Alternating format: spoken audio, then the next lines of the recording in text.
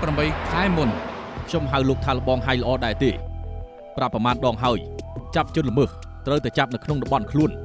ម្ដងនេះចាប់អ្នកយកការ OCTB រារាំងប្រតិបត្តិការពួកគេធ្វើខុសច្បាប់ខ្ញុំធ្វើត្រូវច្បាប់ជាអ្នកជួបការស្អីខ្ញុំក៏មិនខ្វល់ចាំបាច់ជុំនារីកាថ្មីតែគេវិដំប្រពន្ធមិនអាចទទួលយកតែក៏មិនចាំបាច់បើកក្តីភ្លាមដែរព្រមមានគេស្ងាត់បានតើប្រសិទ្ធភាពដូចគ្នាខ្ញុំខ្លាចដៃលោកហើយខ្ញុំដឹងថាលោកបកកែតែលោកជាប៉ូលីសមិនមែនជាបុគ្គលសង្គមមិនចាំបាច់ដោះស្រាយគ្រប់រឿងទេទុកថាខ្ញុំវល់ចោះជួយកំណំរឿងឲ្យខ្ញុំបានទេតែទៀតខ្ញុំប្រជុំលោកនៅទីនេះហើយសរសេររបាយការណ៍ឲ្យខ្ញុំអូខេ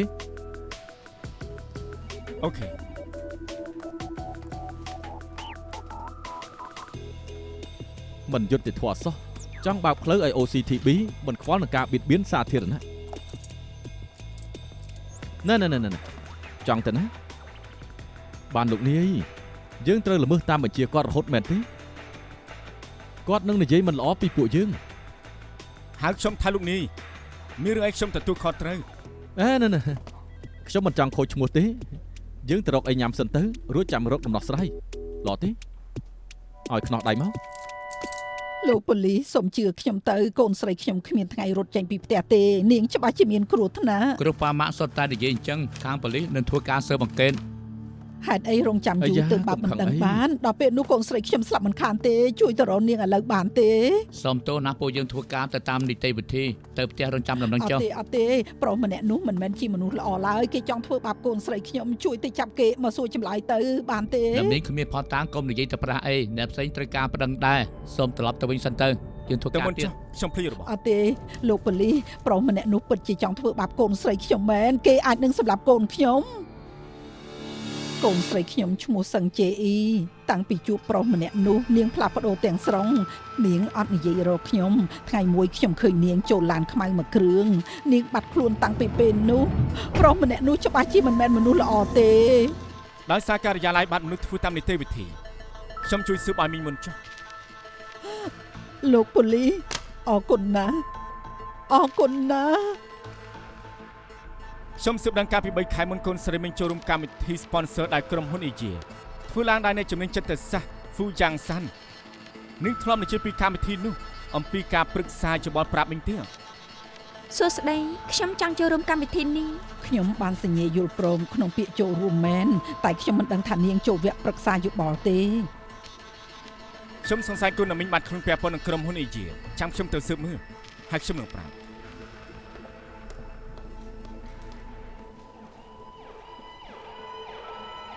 ដីថ្មីនេះស្នើឡើងទៅហើយមិនដឹងថាពេលណាបាននៃការឆែកឆេរទេរឿងនេះត្រូវការពេលវេលាត្រូវរងចាំយូរបន្តិចហើយលោកនាយម៉ាក់សឹងជាអីយកស៊ុបមកឲ្យគាត់ដូចជាមានរបួសនៅកន្លែងធ្វើការយកស៊ុបមកឲ្យគាត់ក៏ទៅពេទ្យ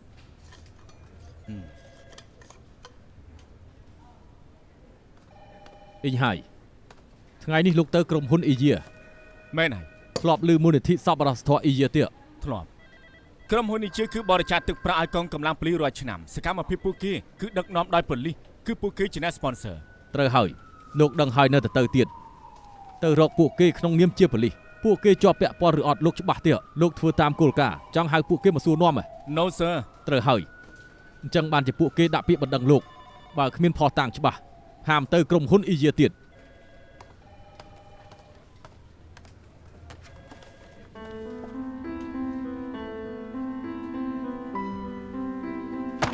លោកបើឃើញកូនស្រីខ្ញុំជួយតាក់ទងមកផងបងស្រីខ្ញុំបាត់កូនស្រីបើបានឃើញនាងជួយតាក់ទងមកផងអរគុណ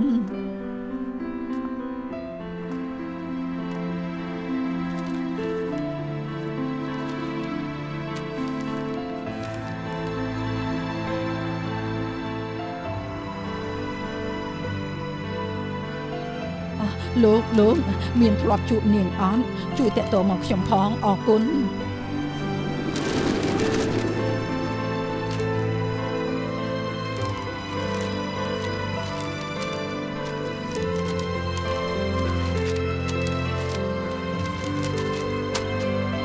អរគុណ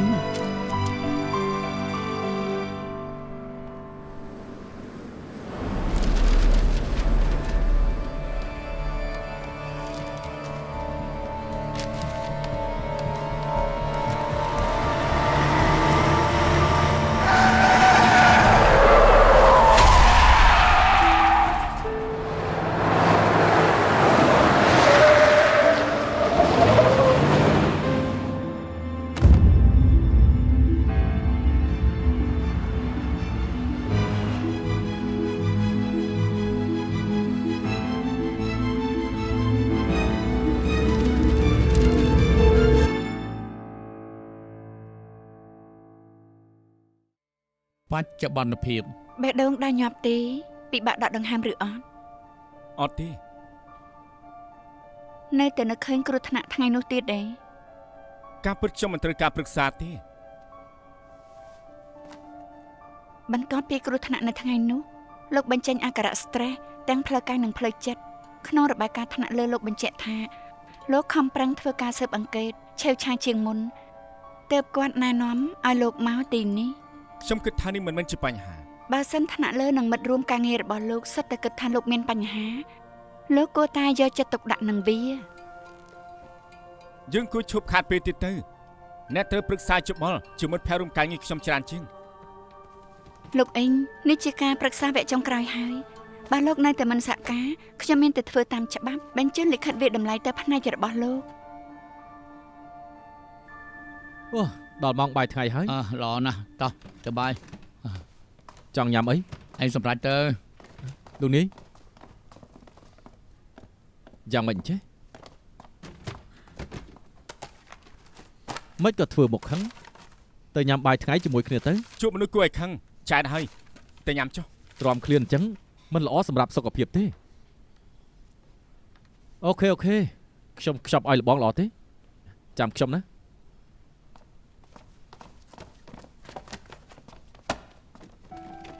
នឹងធ្វើពេទ្យចិត្តសាស្ត្រយូរប៉ុណ្ណា 10 ឆ្នាំហើយ នឹងប្រឹក្សាឲ្យខ្ញុំបាន 2-3 ខែមកហើយគិតថាខ្ញុំជាមនុស្សបែបណាតើនឹងអាចមើលដឹងខ្ញុំខុសប្លែកពីអ្នកដទៃដែរទេ សំបញ្ញៈការពារខ្លួនលោកខ្លាំងលោកប៉ិនសង្ស័យមិនទុកចិត្តគ្រប់យ៉ាងនៅក្បែរខ្លួនលោកស្ថិតក្រោយសម្ពាធធ្ងន់ធ្ងរមិនចេះរំសាយអារម្មណ៍ដែលជាមូលហេតុធ្វើឲ្យលោកពិបាកទំនាក់ទំនងឬសាងមិត្តនឹងអ្នកដទៃដូច្នេះការសន្និដ្ឋានខ្ញុំលោកមិនស័ក្តិសមធ្វើជាប៉ូលីសទេ នឹងធ្វើការក្នុងម៉ាស៊ីនត្រជាក់អស់10ឆ្នាំគណៈពេលដែលខ្ញុំនៅខាងក្រៅចាប់មនុស្សអាក្រក់អស់10ឆ្នាំខ្ញុំគ្មានដៃគូគ្មានមិត្តតែខ្ញុំបានជួយមនុស្សចាប់មនុស្សអាក្រក់ដាក់គុកអស់ច្រើនអ្នកមកហើយលិខិតវាតម្លៃខ្ញុំនាងសរសេរបែបណាក៏បានតែខ្ញុំសុំធ្វើជាប៉ូលីសឬមួយក៏មិនសុំនាងគ្មានសិទ្ធិវាតម្លៃ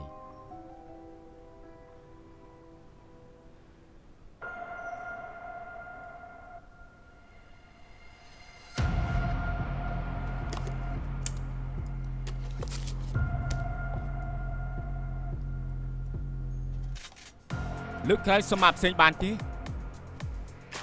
ស៊ីតែមីកំប៉ុងបែបហ្នឹងរូបមិនបានជូរឡើយ និយាយច្រើនដងហើយមីដែលធ្វើពីម្សៅដំឡូងជប៉ុនមានតែម៉ាក់នេះទេទាំងសរសៃមីនិងទឹកស៊ុបត្រូវជាតិគ្នាណានិងគ្រឿងផ្សំដែល ស៊ីក៏បានដែរ មិនចង់ឆាប់ស្លាប់ញ៉ាំសារាយខ្លះទៅ ឡោ មិញនេះអាលើបបបួលទៅបាយថ្ងៃចាំបាច់អីត្រូវចងចិញ្ចើមចង់ដេញគេចេញ មនុស្សប្រុសគឺបែបហ្នឹងឯងគឺមិនមែនជាមិត្តស្រីខ្ញុំហេតុអីខ្ញុំត្រូវយកចិត្តគេនោះ ចុះដុកទ័រឈីវហេតុអីសម្ដីធ្ងន់ដាក់នាង នាងគ្រាន់តែធ្វើតាមទូនាទី នាងគ្រាន់តែធ្វើតាមតួនាទី នាងមើលមិនដឹងថាខ្ញុំមានជំងឺបុគ្គលិកលក្ខណៈច្រើនអ្នកគ្រូពេទ្យចិត្តសាស្ត្រអាចមើលដឹងពីអ្នកជំងឺរបស់ខ្លួនមានបញ្ហាផ្លូវចិត្តតើនាងជួយគេបែបណាបាន ឯងប្រយ័ត្នប្រយែងយ៉ាងនេះនាងជួយយ៉ាងម៉េចទៅ ឯ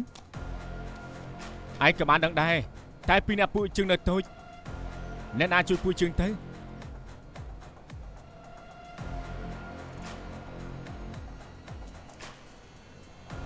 ម្យ៉ាងអ្នកដែលបានឃើញការស្លាប់ប៉ាម៉ាសឹងជេគឺមានតែឯងទៅជាអ្នកជំងឺតស្លុតខ្ញុំទៅប្រឹក្សាបានអី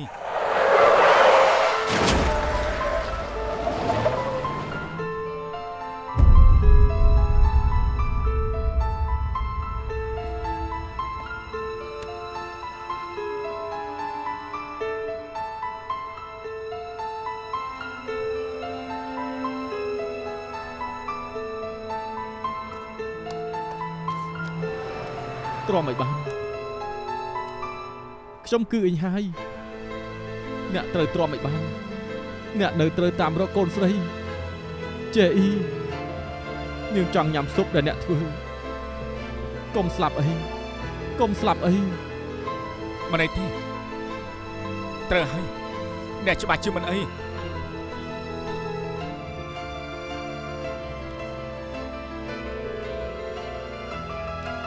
ត្រូវតាមអីទៅទ្រាំឲ្យបានក ុំស្លាប់អីឡានពេទ្យ ហៅឡានពេទ្យ អ្នកណាក៏បាន ហៅឡានពេទ្យមកទ្រាំឲ្យបាន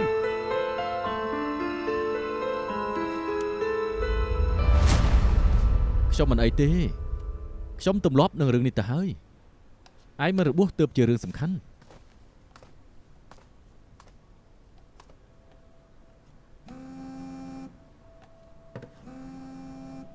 មិនចាំបាច់ខ្ញុំទេ រកឃើញសឹងជ័យ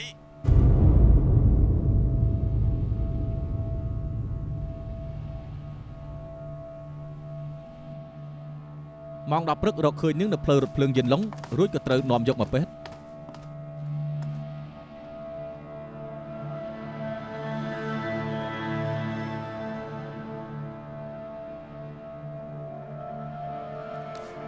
អេ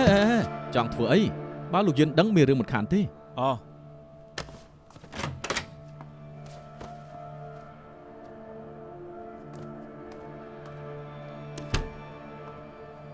នាងមិនហើយ អស់អីហើយលោកប៉ូលីសស្ថានភាពរបស់អ្នកជំងឺបណ្ដាលមកពីការរស់នៅក្នុងភាពភ័យខ្លាចរយៈពេលយូរអានេះបានផ្ដាច់ខ្លួនពីពិភពខាងក្រៅបណ្ដោះអាសន្ននាងត្រូវការពេលព្យាបាលហើយយើងក៏បានយកទឹកនោមនិងឈាមទៅពិនិត្យទៅហើយគឺมันមានសារជាតិញៀនអីទេខ្ញុំបានឆែកមើលប្រស្រីភ្នែកនាងឃើញមានចំណុចសក្នុងភ្នែករបស់នាង គ្មានអ្នកប្រើថ្នាំគ្រប់គ្រងនាងទេតែនាងមិនបានប៉ះពលឺថ្ងៃអស់រយៈពេលជាយូរ បានន័យថាម៉េច កាលពី18ខែមុននាងត្រូវឃុំឃាំងនៅកន្លែងងងឹតមែនទេអ្នកណាឃុំនាងជាបរោះដែលទៅទទួលនាងអ្នកទាំងពីរជួបគ្នានៅក្នុងកម្មវិធីដែលហ្វូយ៉ាងសានរៀបចំ ខ្ញុំមិនចាំទេខ្ញុំមិនចាំទេ នាងមិនចាំទេ ខ្ញុំមិនចាំទេ បន្ទាប់ពីចេញកម្មវិធីនាងទៅធ្វើអ្វីបន្តទៀត ខ្ញុំមិនចាំ ថា ទេ មានអីកើតឡើង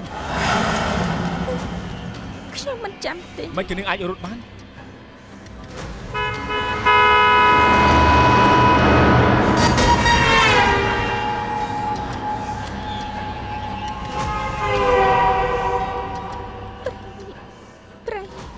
ប្រៃសាំ មកលើទី ប្រៃ ម្ដងទៀត ប្រៃ សត្វនៅក្នុងព្រៃ ខ្ញុំមិនចាំទេខ្ញុំមិនចាំទេខ្ញុំមិនចាំទេខ្ញុំមិនចាំទេ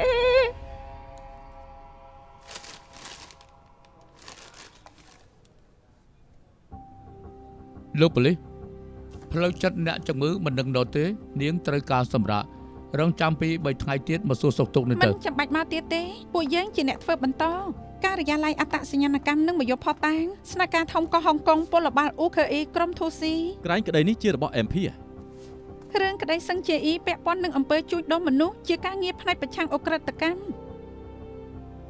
ឲ្យមកខ្ញុំប្រគល់ជូននាង មិនសមជាចរិតលបងទេ ឆាប់ជួយទៅធ្វើតែទៅ បានមកពីណា ដីជប់ស្បាយជើងនាងនេះជាក្តីរបស់ខ្ញុំមិនអាចឲ្យអ្នកណាមករៀបរៀងបានទេ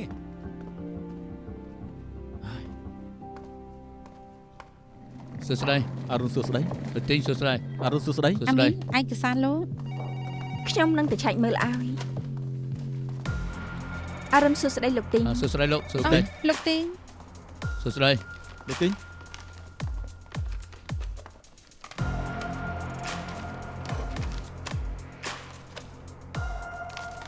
ចាប់ផ្ដើមទៅ ហ្វូតេស៊ីនអតីតប្រធានក្រុមហ៊ុនអ៊ីយី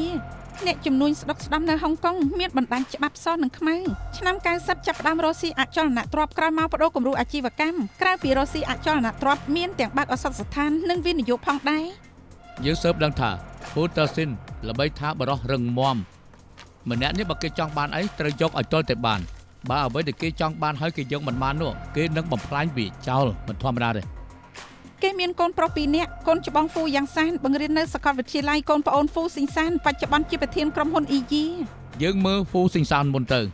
ការផ្លាស់ប្ដូរច្រើនណាស់តាំងពីគេទទួលការងារពីប៉ាដោយសារតែគេពាក់ព័ន្ធច្រើននឹងសកម្មភាពសប្បុរសធម៌ទៅប្រហែលឆ្នាំម្នាក់អ៊ីយីរីចម្រើនខ្លាំងឲ្យចំណែកកូនច្បងហ្វូយ៉ាងសានគឺមានភាពចចាមអារាមមិនត្រូវនឹងឪពុកទើបគេបញ្ចូលធ្វើក្រុមហ៊ុន មិនតែប៉ុណ្ណោះគេជាពេទ្យចិត្តសាស្ត្រល្បីឈ្មោះនៅអន្តរជាតិទៀត ពេលនេះក្រុមហ៊ុនអ៊ីជាសម្បកក្រៅជាកន្លែងស្អាតស្អំបិទបាំងការងារកខ្វក់ តាមព័ត៌មានពីអង្គការពលថ្មីនេះក្រុមហ៊ុន EJ យកចិត្តទុកដាក់ខ្លាំងលើគម្រោងសាងសង់នៅអាស៊ីអាគ្នេយ៍ហើយក្នុងនោះរួមមានវៀតណាមថៃកម្ពុជាចៃដន្យគេមានដំណើរទំនងជិតស្និទ្ធជាមួយនឹងណារុងមេខ្លោងក្រុមជួញដូរមនុស្សហើយដែលពួកយើងកំពុងតែតាមស៊ើបនេះអូខេ ណារុងបានតាក់ទងភ្នាក់ងារនៅហុងកុងអត្តសញ្ញាណជនសង្ស័យនៅមិនទាន់ដឹងទេ ហ្វូអ៊ីមីងជាកូនប្រុសហ្វូស៊ីងសានកំពុងតែរៀនផ្នែកវិទ្យាសាស្ត្រកុំព្យូទ័រ 2 ឆ្នាំមុនលោកតារបស់គេហ្វូតឺស៊ីនដាក់គេធ្វើការក្នុងក្រុមហ៊ុននិងឲ្យគេកាន់គម្រោងសាងសង់នៅតំបន់អាស៊ីអាគ្នេយ៍ ដូច្នេះយើងជឿថាភ្នាក់ងាររបស់ណារុងពាក់ព័ន្ធជិតដិតនឹងក្រុមហ៊ុនអ៊ីយ៉ាហើយហ្វូអ៊ីមីងជាគោលដៅស៊ើបអង្កេតបច្ចុប្បន្នរបស់យើង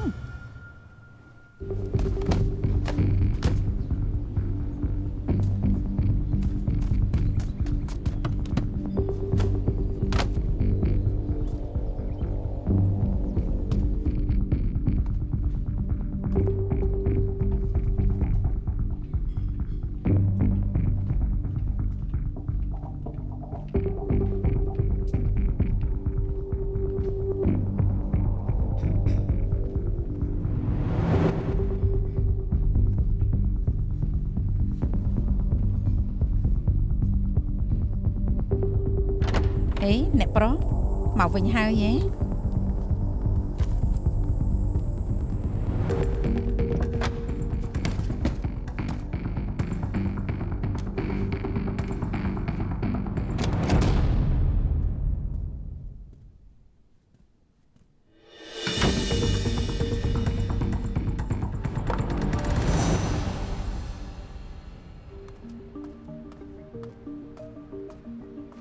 មើលច្បាស់ទេ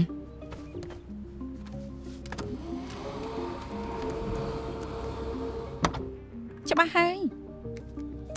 ការងារនេះឲ្យថ្នាក់ក្រោមធ្វើល្អអន្តើឲ្យលោកនេះធ្វើដូចជាមិនសមឲ្យឯងធ្វើបើមានសមត្ថភាពខ្ញុំឲ្យធ្វើហើយខ្ញុំច្បាស់ជំនាញចាំលើកក្រោយទៅសន្យាខ្យល់ខ្ញុំមិនយល់ទេហូអ៊ីមីងនិងអ្នកឯទៀតគឺសុទ្ធតែមានទ្រព្យហោហែហេតុអីក៏គេធ្វើបែបនេះអ្នកមានច្រើនទៅលោភលន់អ្នកលោភលន់កាន់តែមានដូចជាហ្វូអ៊ីមីង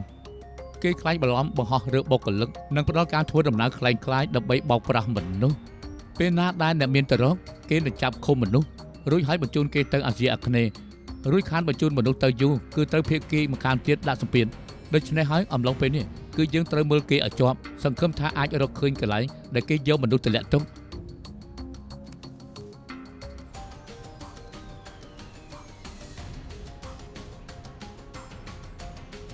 ក៏សល់វិច័យសឹងចាអ៊ីបានហើយនឹង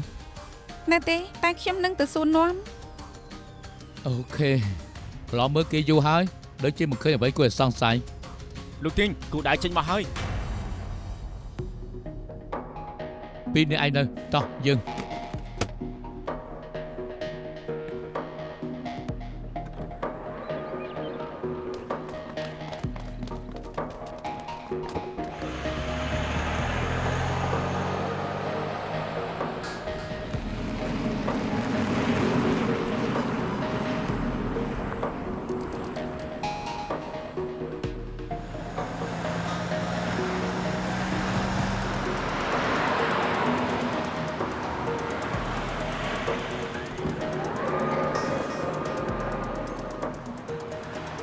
លោកទីងខ្ញុំនឹកឃើញអ៊ីទៅតាមគេ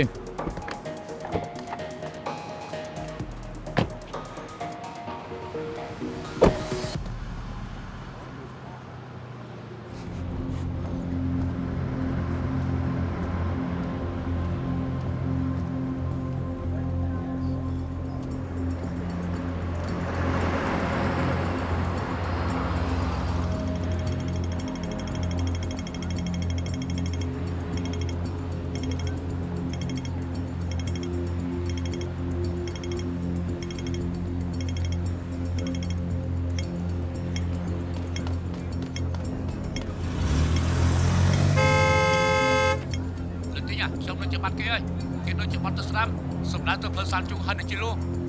ឃើញតាមបន្តទៀតគេល្បិចច្រើនគួរតែប្រយ័ត្នផងណា ដឹងហើយ អ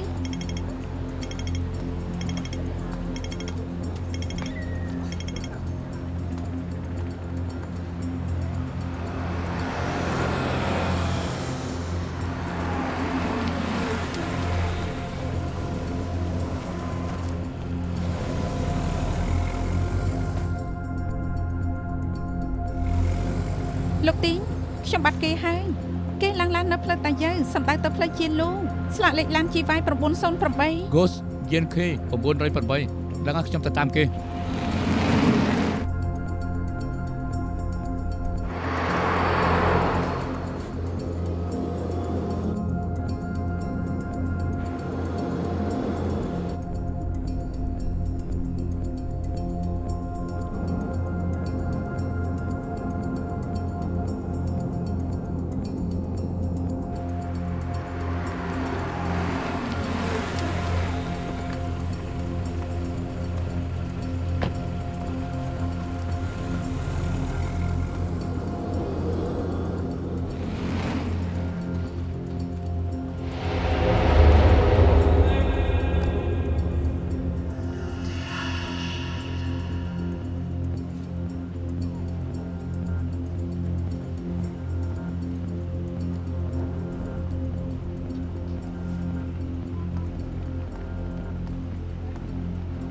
សួស្ដីមកខ្ញុំថ្ងៃនេះគេទៅជន់មួយណា មិនដឹងទេ អរគុណ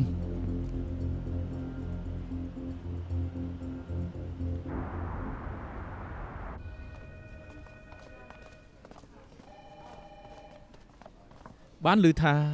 ក្រុមលោកបាត់គោលដៅទៀតហើយអត់ប្រយ័ត្នអញ្ចឹងបើសិនជាតាក់តិចលោកប្រសើរគេច្បាស់ជាមិនដឹងខ្លួនបើធ្វើការមិនបានល្អអាចរកខ្ញុំបាន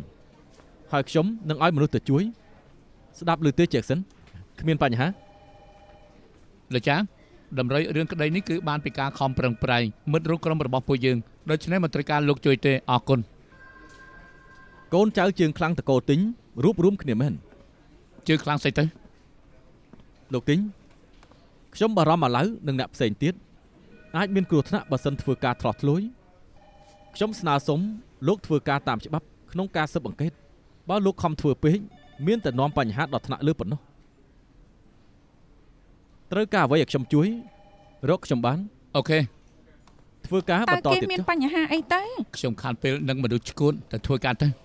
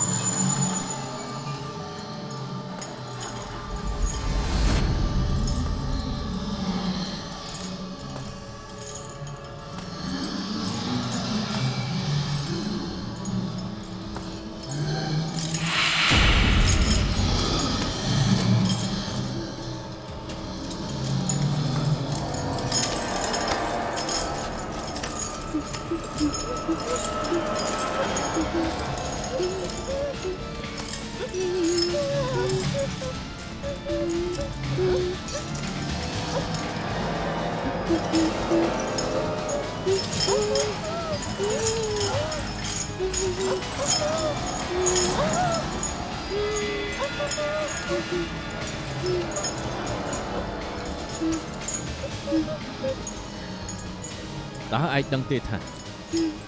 បើប្រឡែងសัตว์ចិញ្ចឹមសំណប់ចិត្តយើងទៅនឹងមានអ្វីកើតឡើង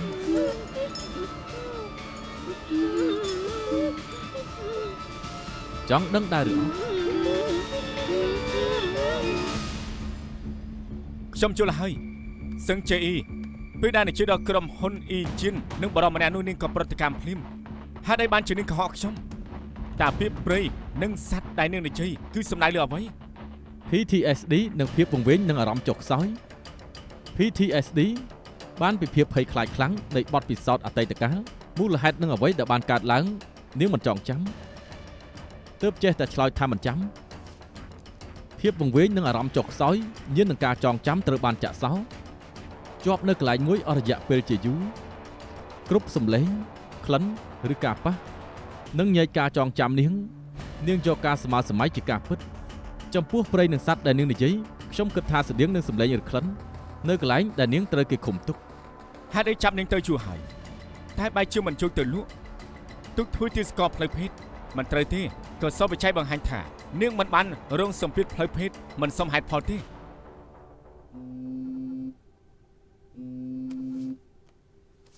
អាឡូ លោកនាយបានលទ្ធផលពិសោធន៍ហើយដីជាប់ស្បែកជើងសឹងជាអ៊ីមានជាប់ដីអាស៊ីតនិងស៊ីម៉ង់មួយចំនួនមានទាំងពកសឡែនឈើដែកនិងទឹកជាច្រើន ឡោបានផ្លែផ្កាហើយ បញ្ជាក់ថាទីនោះមានរុក្ខជាតិដុះច្រើន ស៊ីម៉ុងនិងប៉ូស៊ីឡែន ព្រៃនិងសារធាតុដែក តើអាចជាក្នុងផ្ទះភូមិដែរទេ ឬពេទ្យឈួត មានទឹក គឺតំបន់ភ្លៀងធ្លាក់ខ្លាំង ព្រឹកព្រលឹមម្សិលមិញគឺមានភ្លៀងធ្លាក់ខ្លាំងនៅប៉ែកខាងលិចហុងកុងសឹងជេអ៊ីរាងកាយទន់ខ្សោយគ្មានកម្លាំងមិនអាចដើរឆ្ងាយបានទេមានមនុស្សឃើញនាងដេកដួលនៅលើផ្លូវរថភ្លើងដូច្នេះនាងត្រូវបានគេឃុំនៅក្បែរភូមិនោះជាមិនខាននាងត្រូវឃុំជួមមកហើយអ្នកណារកឃើញគឺបញ្ជាក់ថាដងស៊ីតេផ្ទះអ្នកនោះគឺមានប្រតិកម្មទៀតកន្លែងតែមួយដែលស័ក្តិសមគឺទីនេះ វាងជើទីបំផុតរកឃើញហើយលោកទីងរកឃើញហើយ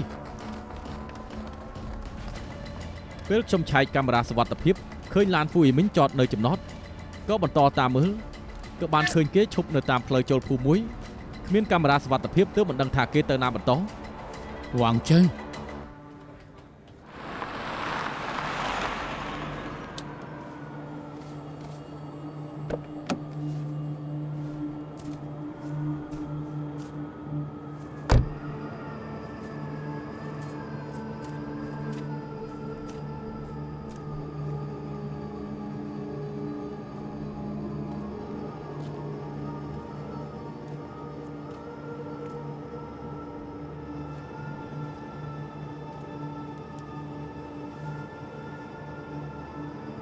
ព្រៃឈើ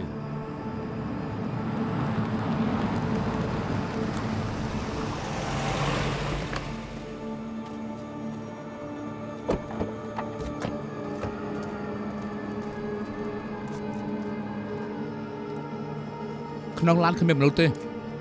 ឆែកឡានទៅ បាទលោកនេះ ពិនិត្យមើលអាវុធធ្វើតាមការនិយាយគ្នាទៅពួកយើងចែកគ្នាតាមរតែប្រយ័ត្នផងណា Yes sir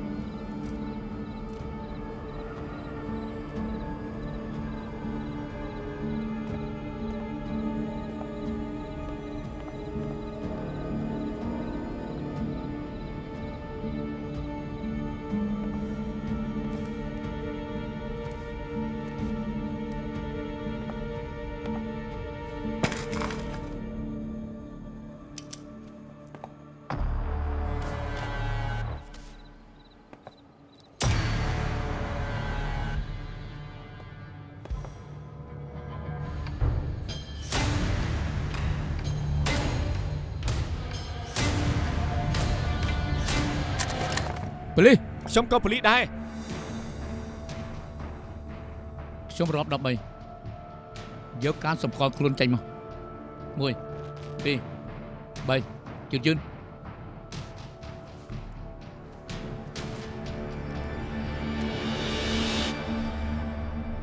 ផ្នែកបង្ក្រាបអក្រិតកម្មអធិការអ៊ីងហាយ បង្ក្រាបអក្រិតកម្មតំបន់ចេញលូផឹង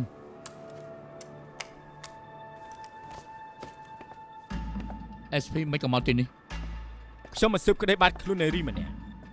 ខ្ញុំរកឃើញទីនេះដោយសារតែដីជាប់ស្បែកជើងនាង ដោយសារតែដីជាប់ស្បែកជើងរបស់នាង មែនហើយ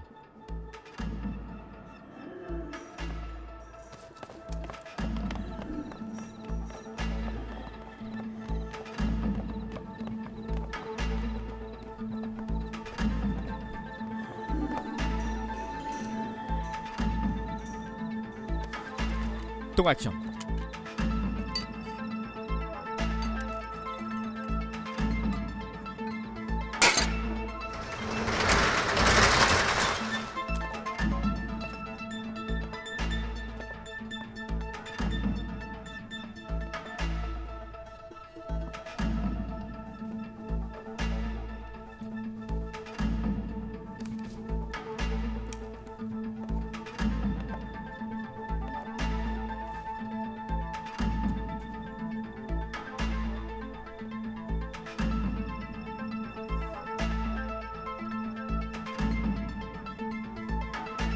រត់ឃើញហើយ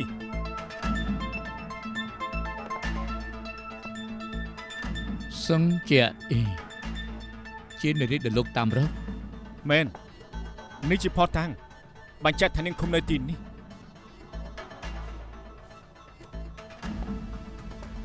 ឥឡូវឆាប់មកផ្ទះពណ៌លឿងឥឡូវនេះមកអូវើ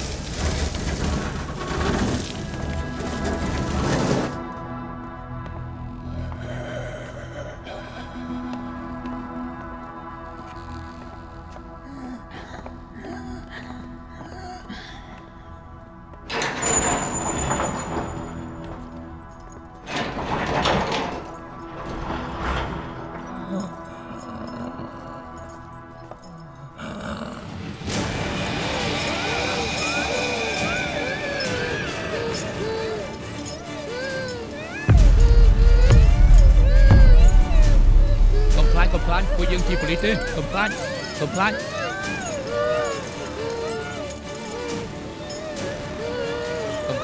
ញពួកយើងជាប៉ូលីសទេ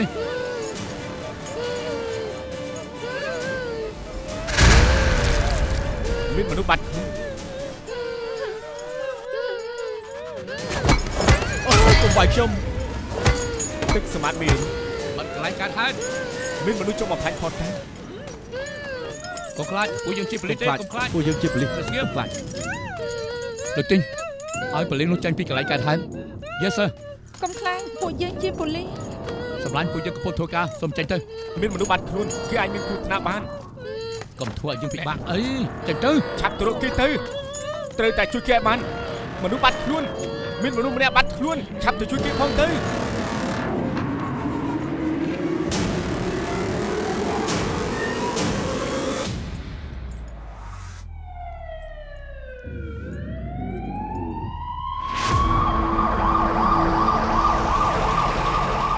តែគេបានធ្វើអ្វីខុសដែរប្រាប់បានទេ សូមជាផ្លូវ លោកពួកមិញលោកសង្ស័យពីបទប្រព្រឹត្តចាប់មនុស្សឃុំឃាំងទុកដើម្បីយកទៅលក់បំពេញមាត្រា42នៃបទល្មើសប្រឆាំងនឹងបទបញ្ញត្តិបុគ្គលលោកយល់យ៉ាងម៉េចដែរខ្ញុំសួរថាលោកយល់យ៉ាងម៉េចដែរ មុនមេធាវីខ្ញុំមកដល់ខ្ញុំនឹងមិនឆ្លើយអ្វីទាំងអស់ ចូលមក សួស្តីខ្ញុំខើស៊ីជីនជាអ្នកប្រឹក្សាច្បាប់នៅក្នុងក្រុមហ៊ុននេះជានេះនាមបានខ្ញុំជាមេធាវីលោកហ្វ៊ុយមីង អគ្គស្នងការរងទិញលូហ្វឹងស្នងការធំតំបន់កោះហុងកុងផ្នែកអក្រិតកម្មអង្គុយទៅមេធាវីមកហើយនិយាយទៅ អញ្ចឹងសួរមក ទាំងនេះជាមនុស្សដែលបាត់ខ្លួនដែលឃុំឃាំងដោយខុសច្បាប់ដោយពួកជួយដូរមនុស្សបានយូរបំផុត3ឆ្នាំ អញ្ចឹងទៅចាប់ពួកគេទៅហេតុអីបានជាមកចាប់ខ្ញុំ លោកជាភ្នាក់ងារជួញដូរមនុស្សនៅហុងកុង លោកប៉ូលីសរាល់ការចាប់ប្រកាន់សូមបង្ហាញផតតាំងជាក់ស្ដែងផងណាលោកកុំចាប់ប្រកាន់គុណក្តីខ្ញុំអាចប្តឹងលោកបាន បើលោកព្រមសហការនឹងពួកយើងនោះខ្ញុំអាចជួយសម្រួលទោសលោកបានណា អគ្គស្នងការរងទិញលូហ្វឹងខ្ញុំសូមពមៀនលោកកុំប្រើពាក្យជំរុញបង្ខំបំបាយគុណក្តីខ្ញុំអី បើលោកមិនព្រមសហការទេខ្ញុំនឹងស៊ើបអង្កេតអ្នកនៅអ៊ីយៀនទាំងអស់នាំពួកគេមកសួរចម្លើយរួចទាំងលោកតានិងនិមៈរបស់លោកផងដែរមិនចង់រំខានពួកគេទេមែនទេ ជាដំបូងខ្ញុំមិនមែនជាម្ចាស់ទីតាំងផ្ទះក្នុងភូមិនោះមិនមែនជាផ្ទះខ្ញុំមិនយល់សោះថាហេតុអីបានជាលោកសង្ស័យខ្ញុំផតតាំងមានទេឬការដាក់សង្ស័យមកលើខ្ញុំត្រឹមតែជាការគិត អ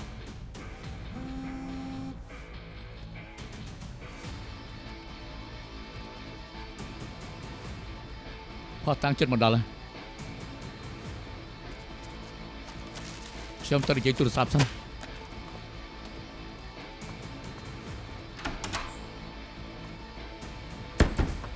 មុនខ្ញុំមកវិញហាំនឹងជាអ្វីទាំងអស់ហើយទុកឲ្យខ្ញុំចាត់ការ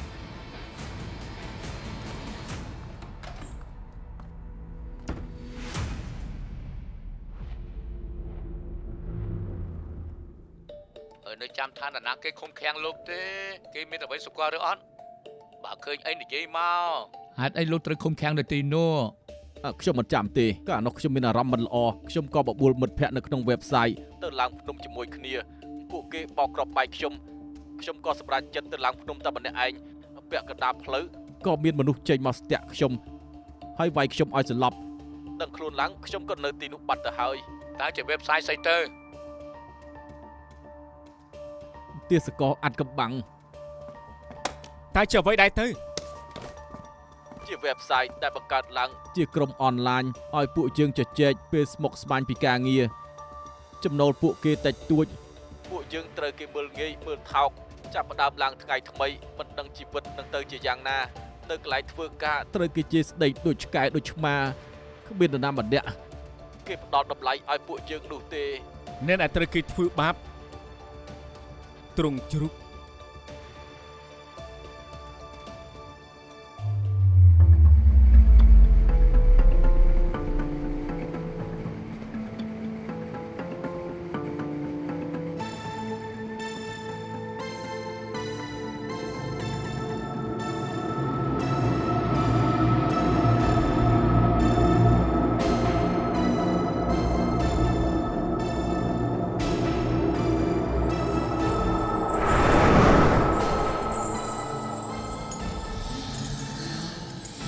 ជនរងគ្រោះ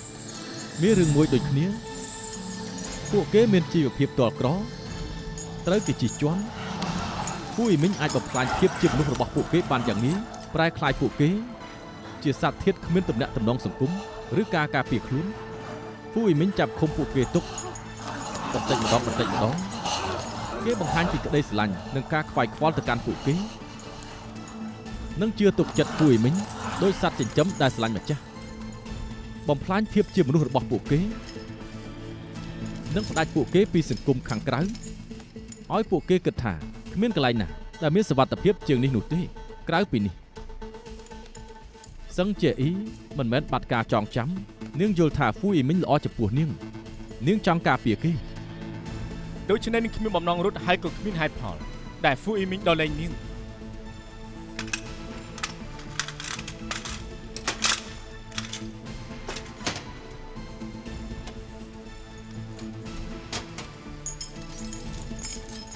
រត់ទៅ អត់ទេគាត់មកវិញនឹងមិនឃើញខ្ញុំ កុំខ្វល់នឹងគេអីគ្រួសារនិងមិត្តភ័ក្តិកំពុងតែចាំផ្លូវពួកយើងឆាប់ចេញពីទីនេះឆាប់ឡើងទៅប្រយ័ត្នផងណាអោយឆាប់ឡើងទៅ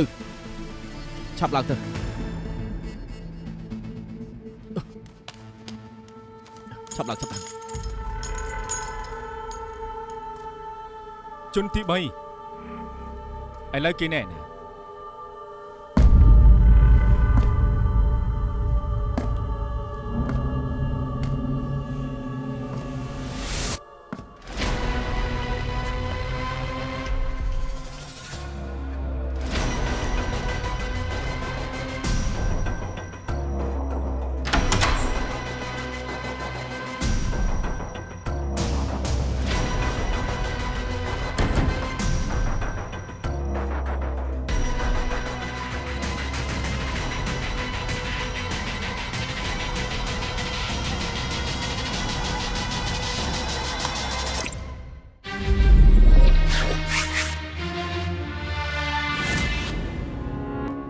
着哭着笑着说着看着想着身体里面藏着一群人，睁不开的球滚天空，那么混沌可笑的身份，纠结的人生，残缺不全的灵魂，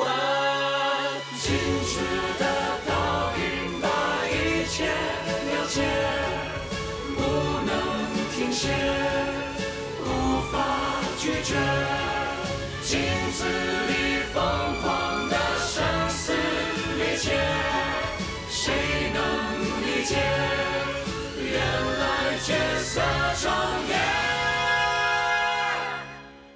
的世界，我的世界，他的世界没有分别。你的世界，我的世界，他的世界没有分别。